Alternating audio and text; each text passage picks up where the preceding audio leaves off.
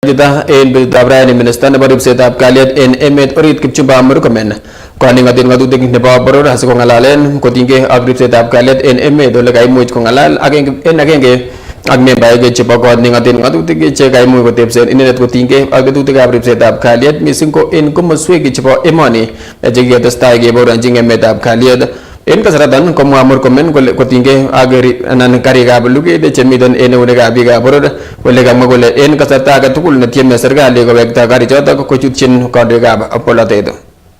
The other issue is, and I'll mention in my statement, and Majority Leader captured it, is the question of dealing with gangs, goons, and criminals that are used particularly for public functions.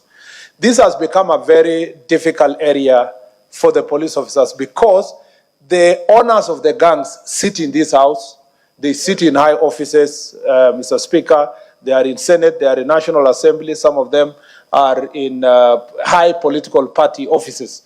And the problem is that every time these people are arrested, the political leaders go and intimidate the police officers in the locality. They also visit our offices, visit the office of the IG and demand that they be transferred. When you go down to find out why they are demanding a transfer of police officer, it is only because that police officer is not playing to their tune in terms of gangs and goons.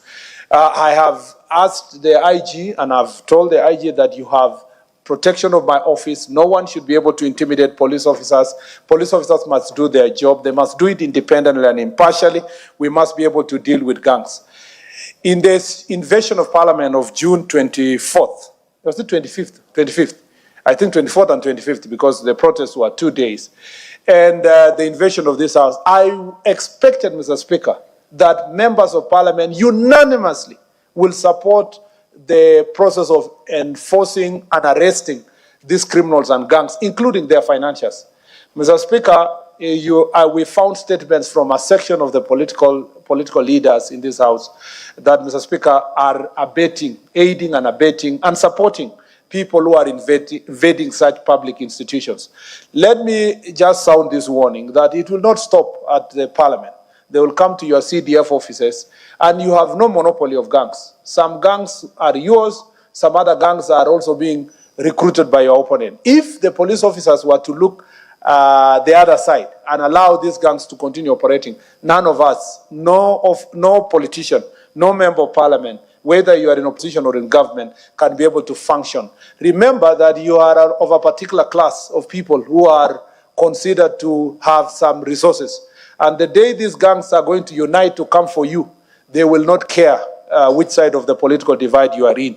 It is important that all of us deal with this systemic issue of gangs because it's mutating. It starts with political bouncers, it goes to political goons, and then it moves to gangs because these people are being maintained using resources. And the same way we have bandits in other parts of the country, these are urban bandits, that are actually terrorizing citizens. And Mr. Speaker, every time a crackdown is done, the same way you've seen in some parts of Nairobi, we see that political leaders are supporting them. The judiciary is not even doing better. A situation happens like the one that Parliament was invaded. We are investigating some members of Parliament, political leaders, their sponsors, and then they go and get anticipatory bail, Mr. Speaker, that they cannot be charged. And then, it is okay to say and to get anticipatory bail that you cannot be arrested. But you can't give someone anticipatory bail that they cannot be charged. Because if the evidence is existing, that person should be charged. Let the courts weigh the evidence, Mr. Speaker, and determine whether or not that evidence meets the threshold to convict the person. But you cannot deny the National Criminal Enforcement System an opportunity to present that person before court. And the reason why this disease of gangs and goons is persisting, Mr. Speaker, is because they have their own collaborators in the judiciary.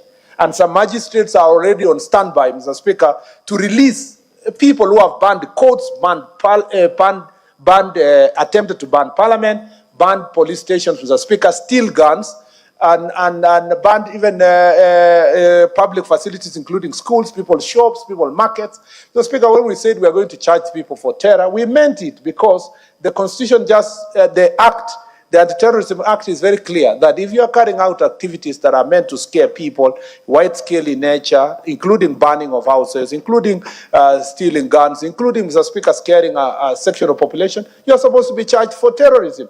You know, people think that terrorism is just because of cross-border or an enemy coming from elsewhere. A terrorist can be sitting in such a very beautiful chamber, Mr. Speaker, and perpetuating certain acts. Why we must be...